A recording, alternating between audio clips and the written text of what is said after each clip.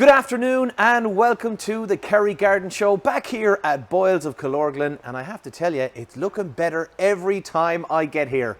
I can't say the same about you, Miguel, though. No, I'm getting older. I'm getting older, Alan. How are you, Miguel? Welcome to the show. Right. Thank you. Thank you. Just having a little bit of a joke. Good No, it's true. It's true. I'm getting down.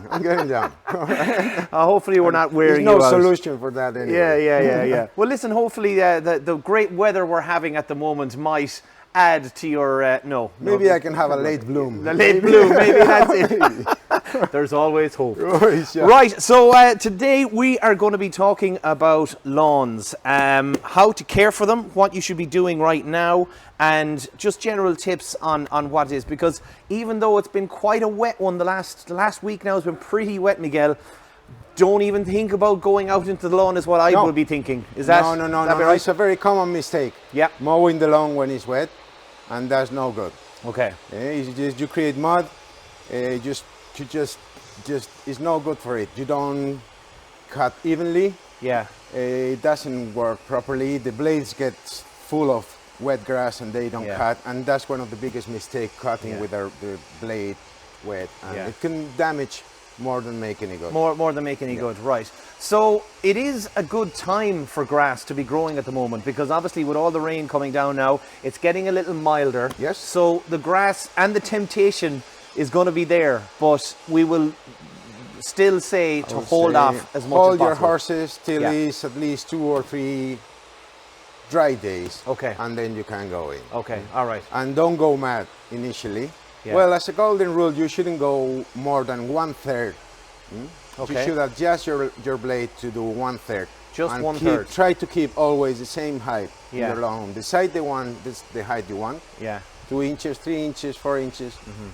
And then just cut 1/3 always. So I imagine But not now. Yeah, Not now, I was going to all say, right? the first cut, if you were to do it, obviously we don't have the weather for it now, but when you do that first cut, would you recommend that you literally have it at the highest setting and just kind of trim it that first time? The first time it has to be very high. You don't want to go very low. It will be burning the lawn.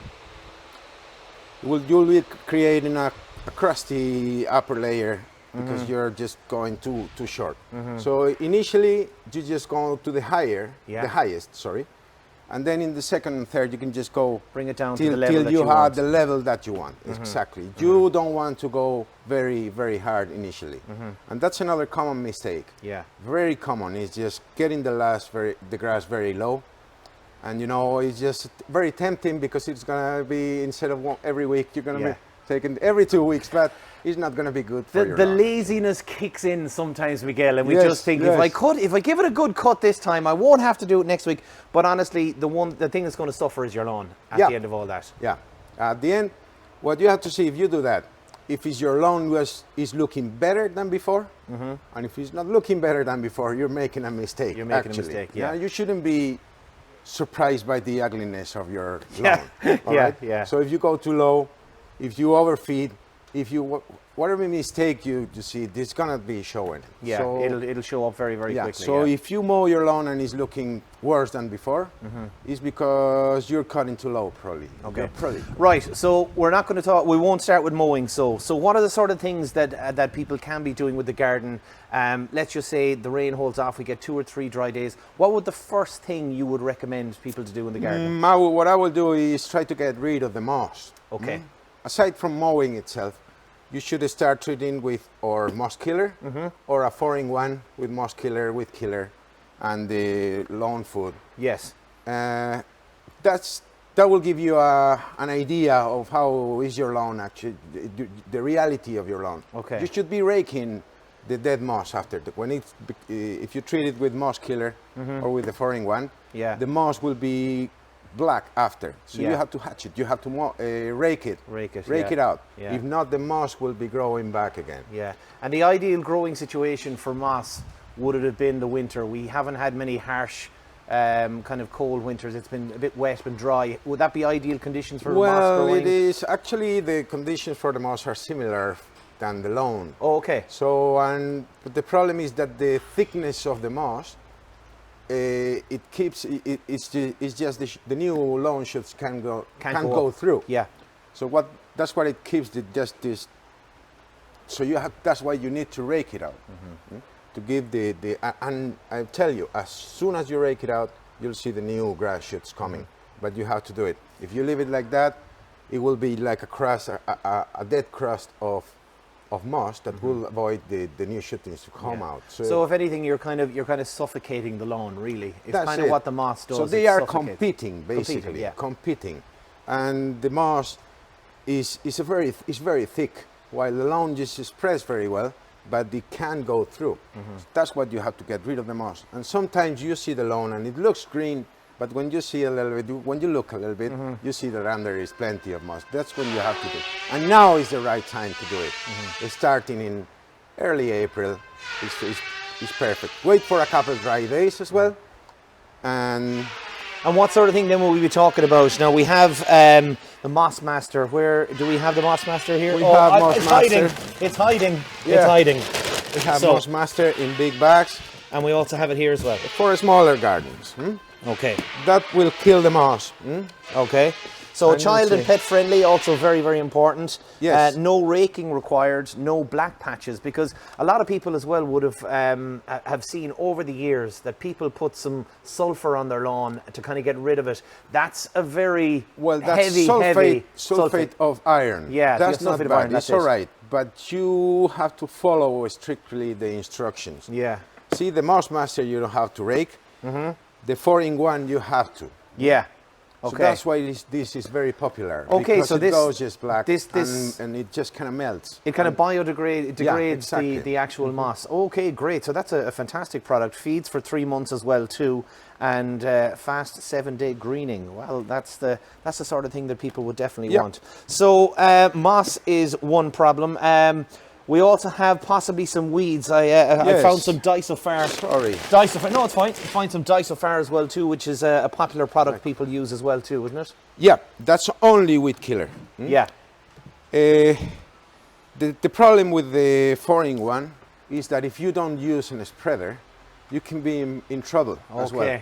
So going out with the hand. Going out with your hand and throwing it. Exactly. Old school. Not anymore. No. All right. So you need a spreader to spread it evenly. Okay. Because if not, you can just be burning on certain overfeeding. Areas. While this, you're just gonna spray it with a sprayer, and that's better. Yeah. In terms of controlling what you're doing. It's not that it's a better product. A better product. Okay. It's just more control. A specific, really good weed killer, the Dicofar, is used in lawns, in golf lawns, in everywhere in the world. It's probably the best thing to use. Okay. As a weed killer in lawns. Yeah. It's used so that's even in Spain. We use it. Oh, even in Spain! Wow. So that's kind of for the more kind of manicured lawn. And like, of course, over the last couple of years, we've been talking about trying to, let the natural cycle of your lawn come out. Let the dandelions grow. Let the daisies come up, because, of course, it helps the ecosystem. So it does. It's actually the dandelions and a few more clovers and things that grow in the lawn. They're very good for pollinators. They're very good. It's up to you. Yeah. Like the hedging, the trimming, hedging, and everything is up to you. You're environmentally concerned or not. Yeah. It's very helpful actually in early spring for these animals. Okay. So maybe you can wait till there's plenty of flowers around to apply that herbicide. If you want. Okay. And it's funny because I remember even just last weekend before Paddy's Day, they were actually talking about a lack of shamrock around. Now there was, of course, still loads of places, but people would always talk about having shamrock in their gardens or in the fields, but they weren't there anymore, and it's because of all these over treatments of basically chemicals and stuff, herbicides. Basically, I won't say any names. No, we won't. But it's a very powerful herbicide that's been widely used over the years, and it's not the best for nature actually, and it creates an imbalance. It unbalances things, and at the end it's all a matter of balance. Bees are disappearing. Bumblebees are disappearing. It's a huge part of the ecosystem. It's a huge part of the ecosystem actually. So let's talk about patches, right? So we're all going to have those patches which are in a bad state, that are very mucky. There's only a few little kind of grass shoots growing up. What sort of things could we do for areas like that? So normally patches are because the ground has a different condition of the other sides. Maybe it's getting more waterlogged or drier, or it's been a machine or leaves or something accumulated there. What you need to do is try to rake it, add a little bit of new soil, get a few seeds, scatter them, rake them thinly. They don't want to be very deep, right? And water them after. Right. Even if it's been raining, just water it a little bit to make them germinate. In a few days, you should be seeing them germinating. And what you have to be, I will say, just careful and try to use the same type of grass seed that you were using, because everyone has their own different mixtures. Yeah. And it could be looking different than Yeah. And last year we were talking to Padraig from Gold Crop actually on the show, and he was saying that exact thing, that people were using different types, and they were going into some like a discount store and say, oh, that's grassy, that's the same. That's the same. No, and it's not. Different mixtures, and one will be looking darker or a little bit more goldy, or just different colors, even just different shades. Exactly. So the one you had there is just from Westland. That's Grow Sure fast-acting lawn seed. That's a very nice one. Yeah. You have that. There's also this one here, also from Grow Sure, and this is Smart Lawn Seed. Now, there's two words on this. One, which I think will very much resonate with our listeners and viewers as well, is shady and dry. So shady. That's why I brought this thing. Good man, Miguel. Fair play to you. You're thinking.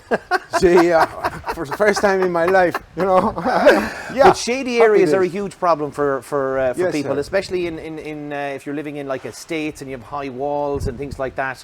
So if you've got a shady area, and hedging as well, So there are different types, many different types of mixture. Will be like English lawn or family lawn. So it depends on the wear and tear. And these are specifically, that's a mixture specifically for shady areas. It's a kind of very dark green lawn, and it's very good. It's very good for dry and shade. And it will make a difference if you have a very shady area that is not performing well. That will make a big difference. You can combine it with the actual lawn you have. And it will be eventually taken over because it's more resistant to that type of. It's more suitable. Exactly. Yeah, exactly.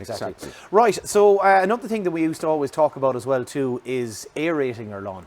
That's true. So I've got an old pitchfork here now, which is pretty much handy for a lot of things, but it can be hard work, but it's very important. Talk about the importance of aerating your lawn. It's actually very important to, it does a few things, right? It allows the moisture to go down, because normally the upper layer of the soil, it gets crusty and hard. So if you aerate it, you're gonna allow the nutrients to go in, the oxygen. You're gonna get a little bit of more sun to the roots, so it's gonna spread. It's gonna start growing better and faster. So it helps. It helps obviously the drainage. It gets down, as you said, breaks through any top layers that were there, and kind of it kind of injects a bit of life into the whole soil, doesn't it? Yeah, exactly. It's just like a light version of the scarifying, you know. Yes. And scarifying, you have to do it twice or once every second year or every third year. While this, you should do it every year. Twice, 3 times a year. You can buy one of those shoes. Now this is what I was going to say, because a lot of people will also go, oh my God, do you know, it's very hard to kind of dig down and you're going like every 6 inches or a foot. But you were telling me about something even better. Yeah, it's like just like one of these people that go mountain climbing. Yeah, so you attach them to your shoes. Yeah. And they have around 2 inches spikes. Yeah. And you just have to go walk around. Get a beer or the newspaper. Or have the radio on in the background. Yeah, maybe have a radio carry on and just walk around the grass. Get the radio in your earbuds. Get one of these hats with 2 cans. And off you go. But be careful not to be careful. Essential. That's essential. It's very, very important. Yeah, joking aside, it is an important thing to do. Right. It's not very oftenly. It's not very common. Widely, but it should be done. Yeah, and half the time, honestly, I'd say the one deterrent for it, Miguel, is that it's a tough job. It can be hard. It is, and especially if people of a certain age, or as you said, we're getting older, Miguel. It's not easy. It's not easy. We also have some chicken manure pellets here as well too. Talk about the benefits of that for your lawn. So now, they start needing loads of nitrogen. Okay. They are very, very hungry. That's what drives the growth, doesn't it? Exactly. So that's when you have to use this. Okay. Or any manure or any lawn fertilizer. This chicken manure is actually very good. Okay, so it's organic, it's from Westland, and it comes in a fine 10 kg. 10 kg buckets. So that'd cover a good size lawn. Again, if you can find a spreader that is wide enough to use with this, would be perfect. Yeah. If not, try to be wise and not throwing just big mountains. Big piles, yeah. You can use farmyard manure, horse manure, or similar, so whatever manure. Just be careful with the manure if you have it from in a home because you're a farmer or something. Yes, it has to be very, very dry. We have spoken about this before, and you know that type of manure straight off the farm, it hasn't fermented and broken down enough, and it will actually do more damage to your lawn. Yeah, it will burn your lawn. Actually. So more than like, you're better off really coming into a garden centre and buying bags, some proper bags of manure. And you will get, if you get manure from a friend or something, you're gonna probably bring some wheat seeds. Yeah. Wheat seeds and these things, they're gonna start growing there. Yeah. So you better get a few bags. Yeah. And you will actually see the difference. See the difference. Yeah. To both of them. Yeah. Any manure. So what you want is a rich nitrogen nutrients in the lawn now. Okay. So and then finally, when it does start good and growing, and you're looking at cutting the lawn when you do get a few good dry days, the most important thing that they need to do is make sure it's sharp. Yeah, that's a very, very important thing and a very common mistake. If you cut with a dull blade, you'll see the upper part of the lawn. It won't be cut in, and it will be drying. The top will be drying, and a little bit, just a little bit. But the look of the lawn, with all these little bits dried, this is very ugly. Yeah. So you need to sharp properly the blade. So realistically, when the weather is like this, and you're not going to get out doing it, now's the best time to drop it in, to get someone to get it serviced, to get it sharpened, so you'll be good and ready then for the season when everything does. If you have a petrol lawnmower, you haven't used it for a few months, it could be... Take out the petrol and the oil. It could be good taking it to someone, or do it yourself if you have if you're handy enough.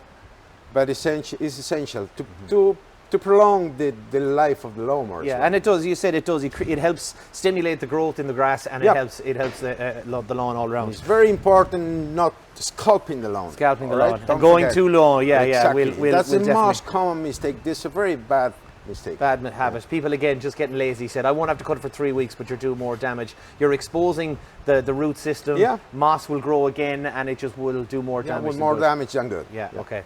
Brilliant. Listen, that has been an absolute jam-packed show here, Miguel. Thanks again for talking to us. And as I said, do wait for some dry spells before you go at it. But there's still lots of things that you can be doing, and come into any of your local garden centres or here in Boyles, which is looking fantastic with the new look here. So do call in and ask any questions you might have, or send them in to us here at the show as well. So that's it for this week. For myself, Miguel, and everyone here at Boyles, until next week, happy gardening. Happy gardening.